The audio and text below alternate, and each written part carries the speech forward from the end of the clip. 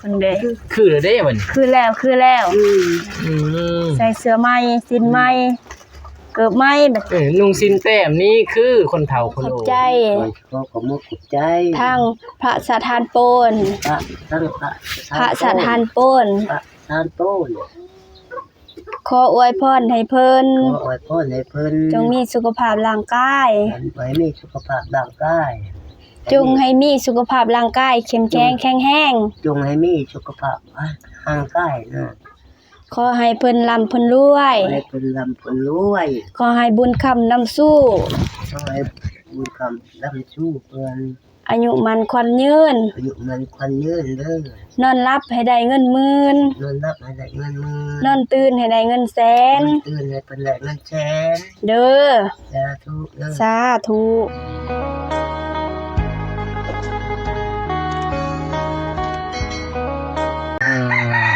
บาดนี่พี่เด้อพี่น้องเด้อมาอยู่ที่บ้านตากับยายพี่น้องเอ้ยเข้ามาตากับยายพี่น้องเอ้ยเพราะว่าเบาสายก็สิเข้ามาตรวจเบิ่งพี่น้องเอ้ยเพราะว่าตากับยายเพิ่นได้เก็บเมียนตัวระเบียบบ่พี่น้องหรือว่ากวดเหงื่อก็ยังคือเก่าพี่น้องเอ้ยเบาสายก็เลยซื้อเล็กกวดมามื้อนี้พี่น้องเอ้ยเข้ามาหาทางยายเพิ่นแต่ว่าลูกชายเพิ่นบ่อยู่ไปถามตากับยายไปทำยายบางอย่างลูกชายกับพ่อเพิ่นออกมาสวนพี่น้องเอ้ยหลังจากเพื่อนสำเร็จเสร็จสิ้นพี่น้องได้สำนี้แล้วพี่น้องเอ้ยถือว่าจบบ่งามแน่พี่น้องตั้งแต่ตอนนั้นก็เป็นตุ๊บตุ๊บพี่น้องเอ้ยร้อนแดดพี่น้องเอ้ยมื้อนี้แดดร้อนอีหลีพี่น้องเอ้ยบ่ใส่ก็เข้ามากับน้องอุสบาแหละพี่น้องพอตอนเช้าก็พาน้องเพิ่นไปซื้อเครื่องซื้อของก็เลยเข้ามามื้อนี้ก็มาอันนั้นแหละพี่น้องให้เครื่องที่ผู้ใหญ่เพิ่นฝากให้ซื้อเสื้อซื้อทรงเนี่ยแล้วก็ซื้อข้าวพี่น้องเอ้ยพี่น้องเอ้ยหันหน้าตามให้เด้อพี่น้องเพิ่นกับทักทายสบายดีเด้อพ่อแม่พี่น้องเมื่อสักครู่สักคนพี่น้องว่าจะอยู่ภายในหรือว่าต่างประเทศก็กับทักทายสบายดีเด้อพี่น้องเด้อเมื่อสักครู่สักคนพี่น้องเอ้ยบ่ใส่ก็ถือติดไม้ติดมือมาซื้อข้าวปุ้นมาให้ยายเพิ่นพี่น้องเอ้ยบ่พอยายเพิ่นได้กินหรือว่าบรรเทานะพี่น้องไปกวดเขาบ่สายย่อขึ้นบางอย่างหนัก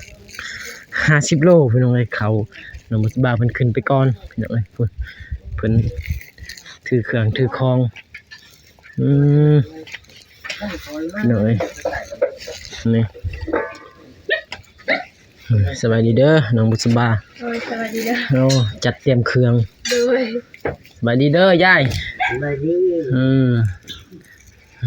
พี่มานั่งพี่มานั่งพี่นั่งนี่นั่งก็ได้เล็กกวาดเด้อนี่เด้อ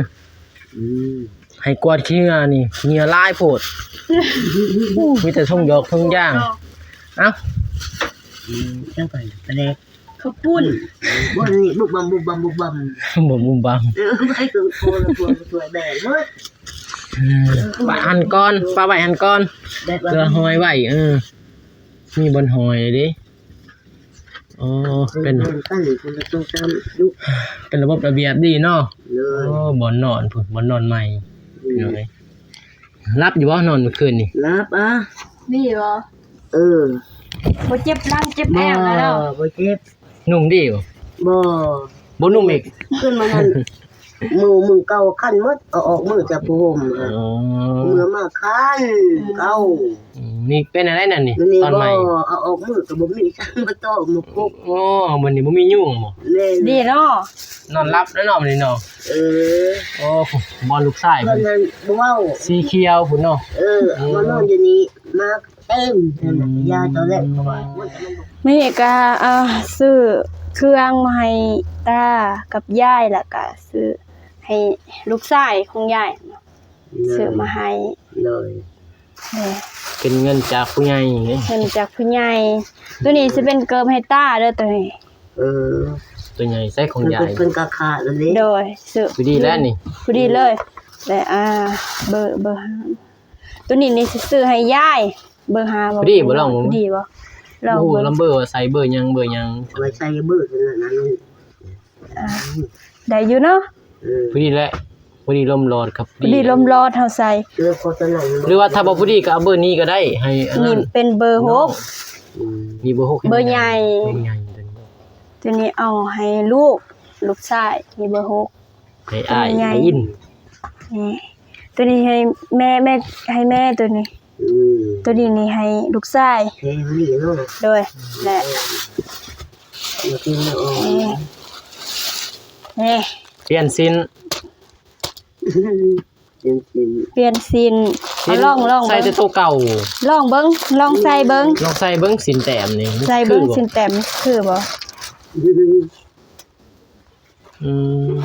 นี่ใช่จะซื้อนี่ก็ชิ้นสวย นี่เสื้อก็ไม่ มักนุ่งทรงเขาบ่มักก็ทาย เสื้อนี่พอดีและอากาศร้อนพอดี แน่นเพราะว่ามันอันนั้น ใส่ลิ้นปีใหม่ได้นี่ สลินปีใหม่แล้ว กินรอคนกินบ่ไหลก่อน เสื้อนี่ก็เปลี่ยนใหม่ เปลี่ยนเสื้อ เอ้า เรียนพริกหลามมือ ใส่ตัวใหม่เบิ่งเสื้อนี่นี่ตัวนี้มันน้อยนี่ยายสิใส่ได้ จะหน่อย เราใส่ได้ตัวนี้อันนี้ ตัว ตัวนี้นี่สิแม่นลูกชายเพิ่นน่ะสิได้ใส่ จ็อกเกอร์ จ็อกเกอร์ เสื้อแบบอันนี้พี่น้องก็งามอยู่เสื้อง ามยังไม่ไหม้เลยยังไม่ไหม้เลยซื้อออกมาแต่ บอกอย่างหารเนาะ โดยซื้อออกมาจากห้านเลยนี่ ก่อนนู้นมันจักหา แล้วมันเป็นเสื้อแฟชั่นนี่ จักมูติมมูติม เสื้อไหม้มีปลายพร้อมยันแบบว่าสิว่าเสื้ออันนี้บ่แม่นเสื้อไหม้มีป้าย เยี่ยม เยอะเด้เพิ่นเด้ คือเด้มัน คือแล้ว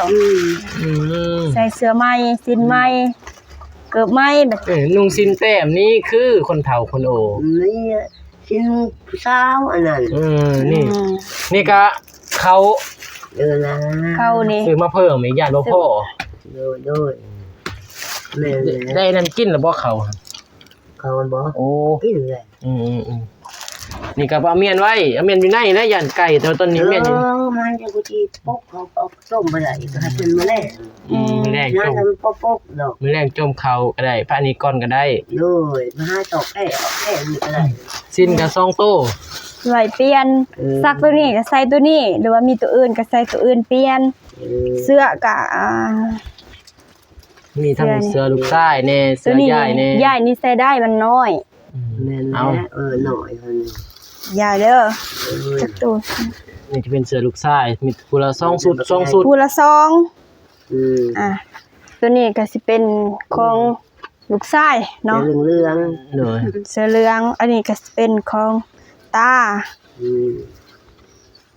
นี่ของตาและตัวนี้เป็นทรงของ ลุงเลยบอกว่าจะเก่าไปให้ผม เลยตัวนี้เป็นทรงของลูกชายกับตานี่ ทรงวอร์ม โตหนึ่ง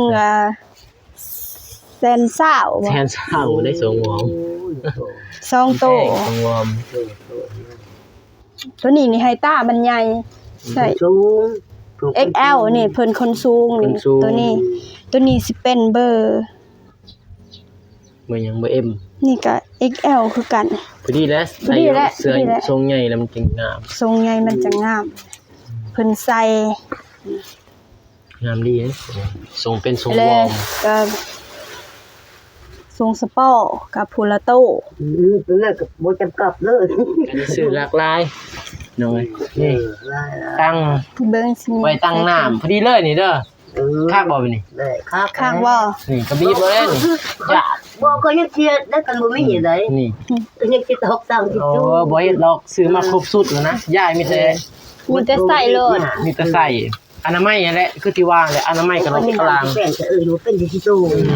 นี่ นี่สบายและสูงบัดนี้ สบายแล้วตัวนี้เป็นเครื่องของตา ใส่เคียงนั่นตำแตะเคียง ครบหมดแล้วเนาะวันนี้ เลยครบแล้วมันกูพ่นเลย เครื่องของตา ที่อยู่ที่นอนก็โอเคเบิดเนาะไปเนาะ เลย เพื่อนซ่านบ้านซอง เลย ตัวนี้เป็นของลูกชาย สบายแล้วบัดนี้เด้อ ของลูกชายนี่สีเหลือง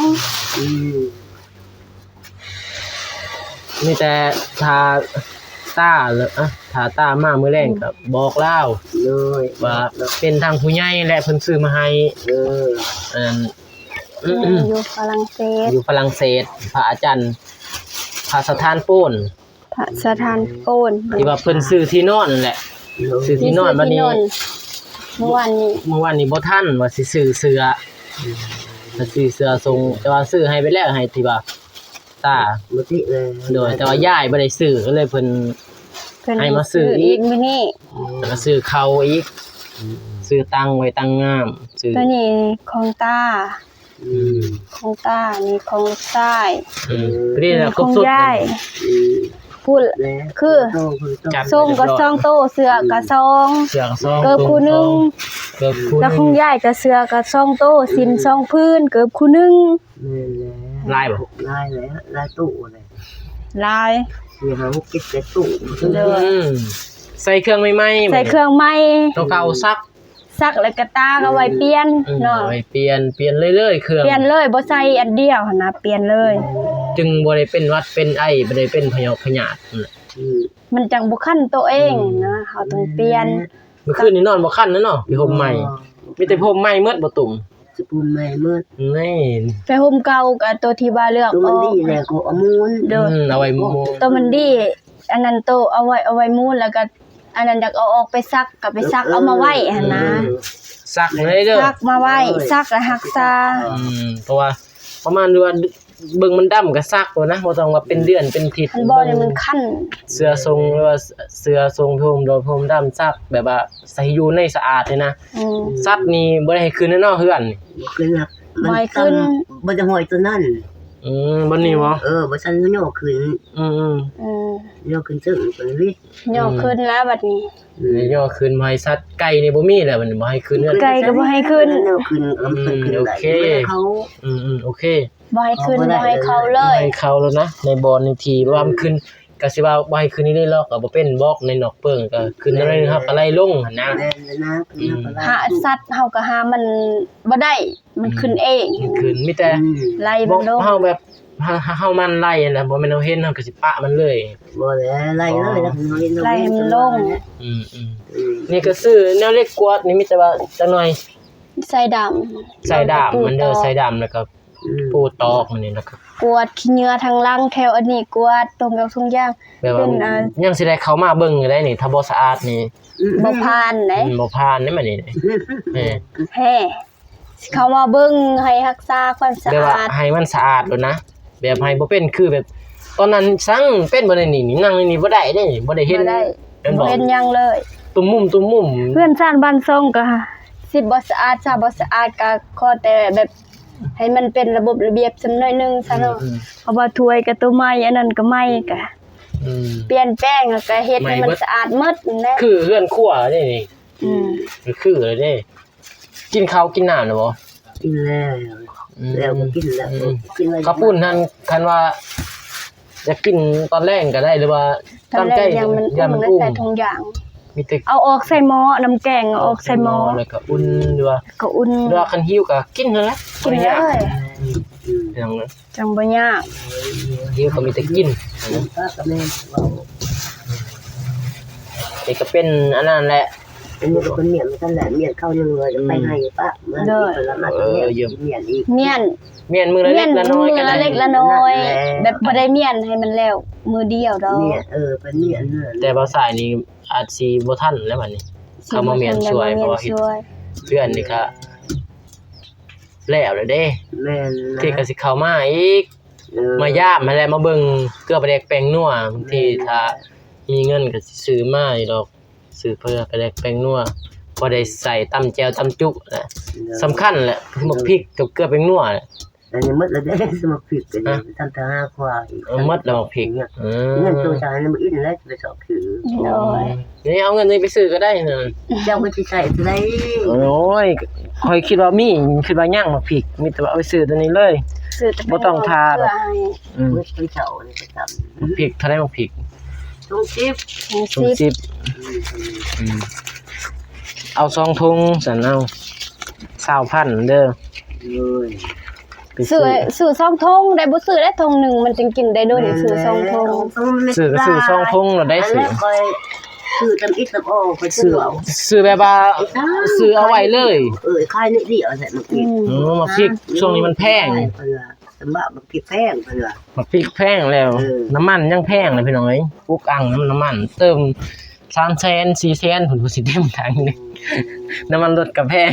อีหยังก็แพงหมดเลยเดี๋ยวนี้หั่นเพราะว่ามัน แพงหมดอีหยังก็ เฮ็ดหยังก็ยากพี่น้องเอ้ย เนี่ย บางทีบ่มีน้ำมันนี่ก็บ่เป็นไปยาก แล้วสิได้วิทยุ แล้วน้ำมันมันก็ ใส่ ขาดเรือ ใส่ถุงยางนี่ก็ได้ ใส่ถุงยางเมียนไว้ เสื้อเก่าก็เอาไปซักเอาไว้เปลี่ยน เอาไปซักมันใส่ได้ก็พอใส่นั่นแหละเพราะว่ามันก็บ่ได้เป็นอีหยังให้เฮาใส่เองเฮาไปซักไปหยังมันก็โอเค เอาใส่เองเด้ มันก็โอเคแล้วดีใจบ่ สิใช่แล้วดีเลย โอ้ยได้เบิดแล้วเนาะบัดนี้นี่ ใส่ครบหมดแล้ว ฟันอยู่บ่เคยพยันบ่ว่านี่ฟันบ่จัก บ่พันว่าบ่พันบ่บ่พันก็บ่พันนอนไปซื่อน อนไปซื่อๆคนเฒ่าสมบ่เฒ่าเนาะ จะเรียนรับแล้วยังก็เห็นตั้งก็เห็นบ่มีบัดตั้งก็ปันบ่ก็บ่นอนไปซื่อนั่นแหละ ได้บ้านได้เฮือนได้โอเคแล้วซั่นนี่ โอเคแล้ว ฝนตกนี่บ่ต้องห่วงเลยบัดนี้เนาะ บ่เปียก แล้วบ่เป็นห่วง ยามหนาวก็บ่หนาวผ้าห่มผ้าปูมีหมด เป็นห่วงระวังเลย ผมครบสุดพี่น้องเอ้ยเสื้อกับ ก็พกตกอุกอันเลยแหละ เสื้อบักสูงๆเนาะเสื้อเนาะสูงกว่าเสื้ออนอนจนแบบว่าเขายังบ่จำไม่แป้นเลยบ่จ๊ะ บ่จ้าเลยโตก็มันจอย เอ้ย โตมันเบ้า เอ้ามีแต่ว่านั่งดีๆบัดนี้ใส่ บ่ขอบใจเพิ่นว่า ผมเข้าใจอวยพรแหละเพราะว่าเพิ่นก็ ฝากมาลายจังเนาะถ่ายรูปเพิ่นเด้อ ฝากมาหลายเพิ่นก็อีต้นนั่นแหละคือที่ว่าแหละเพิ่นก็บ่มีดอกแต่ว่าเพิ่นอีต้นย้ายแหละเพิ่นย้ายและตานั่นแหละไปหายังบ่ได้เนาะ โดย คนเฒ่าก็บ่ คน ติ เฒ่าไปหายังบ่ได้ มันหากะ ต้น ยากเนาะแม่นบ่แม่นแหละคือที่ว่าแหละเพราะว่าช่วงนี้มันก็คนเฒ่าคนโอนี่มันบ่คือแบบต่างประเทศพี่น้องเอ้ยทางลาวเฮานี่คนเฒ่านี่ คนลาวเฮานี่ทุกวีอ่ะ ทุกเวียก อายุประมาณ40ปลายนี่ก็เป็นเฒ่า ฉะนั้นแล้วลาวเฮานี่มันก็ทุกแบบคันบ่มีก็บ่มีลีเกิบสิขี่ก็บ่มีเงิน1,000ก็บ่มีอะเด้พี่น้องเอ้ยอะมีแต่ว่าเขามกขอบใจแหละเขาบ่ขอบคุณพระสถานโปนเพิ่นฝากมาให้ซื้อนี่แหละเขาเสื้ออันนี้แหละเพิ่นซื้อก็ตกเป็นเงินก็เท่าไหร่แล้วเนาะอะไร อยู่ในถุงนี่เด้อเพิ่น แต่ซุมนั้นหันตอนนั้นหันเมื่อวานนี่ก็ลืมไล่หมด3ล้านป้ายพุ่นเด้ บ่แม่นลืมเมื่อวานนี้หั่นฟ้าวแห้ง ฟ้าว ไล่ก็ไล่แล้วมันฮ้อนแหละแต่ว่าบ่ได้เฉลยอยู่ในคลิป แม่นแต่ว่าเขียนไว้เรียบร้อยแล้ว เขียนไว้แล้วแล้วสิมาเฉลยมื้อนี้อยู่ในคลิปนี้ตัวที่ว่าเฮาซื้อเครื่องเมื่อวานนี้ก็ไล่มาหมดถึงซื้อ2,000 3,000หรือ 5,000 ก็แม่นไล่มาหมดนี่ตกอยู่ใน3ล้าน8แสน มันน้ำมันมันแพง ใส่น้ำมัน ยังซื้อเนื้ออยู่แนว แล้ว กิ ก็ น ซื้อแนวกินให้ยายเพิ่นอีกแน่เด้ เนาะ ก็พอดีเป็นอยู่3ล้าน8แสนและมื้อนี้สิมาสรุปหมดเลยโดยที่เพิ่นซื้อเด้อเพิ่นซื้อข้าวรุ่นก่อนก็8แสน โดย 8แสน78,000รุ่นก่อน878,000แล้วก็บวก3ล้าน8แสน ฝาก บวก มา4ล้านก่อน แล้วมื้อนี้อีกตัวรุ่นก่อนก็พอดีเป็น4ล้าน678,000และมื้อนี้ก็ซื้อข้าวสาร6,500,000แล้วก็บวกซื้อเครื่องอยู่ในห้านมีส่งวอร์มส่งสปอร์แล้วก็สินเสื้อก็พอดี560,000 เขา เข้าแล้วก็ตั้งนี่140,000 บวกกับ 140,000แล้วก็บวก30 30ถืออยู่ เกิบนี่คู่หนึง50,000 3คู่150,000แล้วมื้อรวมมื้อนี้นี่หมดไปอยู่ในราคา1,525,000 1,525,000 มื้อนี้1,525,000และ เรื่องไร แต่รุ่นก้อนก็คือเฮาว่าแล้วเนาะรวมทั้งหมดนี่ก็เป็น 4,678,000รวมหมดรุ่นก่อนตัวซื้อหั่นนะโอเค เพราะว่าเพิ่นพากมานี่ให้ซื้อเพิ่นไล่หมด เพิ่นไล่หมดให้ซื้ออันนะ ให้ซื้อเพราะว่าเพิ่นเบิ่งยายบ่มีแหละมีแต่ขอบใจนั่นแหละขอบคุญขอบคุณคือเพิ่นว่าแหละให้อวยพร อวยพร ให้ เพิ่น เพิ่นอยู่ดีมีแรง เฮาก็บ่มีหยังสิ โดยเฮาบ่มีหยังสิตอบแทนนั่นแหละส่วนแบบก็มีแต่ ขอบอกขอบคุณขอมกขอบใจเพิ่น โดยมีแต่เว้าเลยให้น้องบุษบาเพราะว่าน้องบุษบาเพิ่นก็เคยที่ว่าผู้ใหญ่เพิ่นช่วยเหลือมาแล้วเพิ่นเคยเว้า โดย มาแล้ว เอ้าน้องบุษบา อื่นหมด เกิดอื่นหมด ก็สิขอขอมกขอบใจ ขอขอบคุณขอบใจ ทางพระสถานโปน พระทั้งพระ พระสถานโปน พระทานโต้น ขออวยพรให้เพิ่น ขออวยพรให้เพิ่น จงมีสุขภาพร่างกาย ไว้มีสุขภาพร่างกาย จงให้มีสุขภาพร่างกายเข้มแข็งแข็งแรง จงให้มีสุขภาพร่างกายนะ ขอให้เพิ่นร่ำเพิ่นรวย ให้เพิ่นร่ำเพิ่นรวย ขอให้บุญคำนำสู้ ขอให้บุญคำร่ำชูเพิ่น อายุมันขวัญยืน อายุมันควันยืนเด้อน อนหลับให้ได้เงินหมื่น นอนรับให้ได้เงินหมื่น นอนตื่นให้ได้เงินแสน ตื่นให้เพิ่นได้เงินแสน เด้อ สาธุเด้อ สาธุ โอเคได้แล้วพี่น้องเอ้ยมีแต่ใช้จบคลิปไปเลยพี่น้องเอ้ยเพราะว่าก็ซื้อเครื่องซื้อของครบตอนนี้ก็ยังเหลือเงินที่ว่าจบคลิปพี่น้องเอ้ยจบคลิปไปเท่านี้ก่อนพี่น้องเอ้ยพี่น้องเอ้ยพี่น้องเอ้ยก็สวยเรือยายพี่น้องเอ้ยก็ให้ได้บุญนำกันเด้อพ่อแม่พี่น้องหมดสุขทุกคนเลยพี่น้องเอ้ยมีแต่ว่าสิขออวยพรให้ทางพระสถานโปนที่หรือว่าให้เบาซ้ายเป็นสะพานบุญให้ในครั้งนี้ก็ขอให้ป้าและลุงจะมีแต่ความสุขความเจริญเด้อปรารถนาสิ่งใดก็ขอให้ได้สิ่งนั้นให้ดงปรารถนาความเจ็บอย่าสุดใดความไขอย่าสุมีให้ร่ำให้รวยเด้อป้ากับลุงให้ลูกๆล้านๆมาเท่าใดก็ให้คืน100เท่าพันเท่าเด้อสาธุพบกันใหม่คลิปหน้าคลิปนี้ขอกล่าวคำว่าสบายดีเด้อพี่น้องบ๊ายบายไปบ๊ายบาย บ๊ายบาย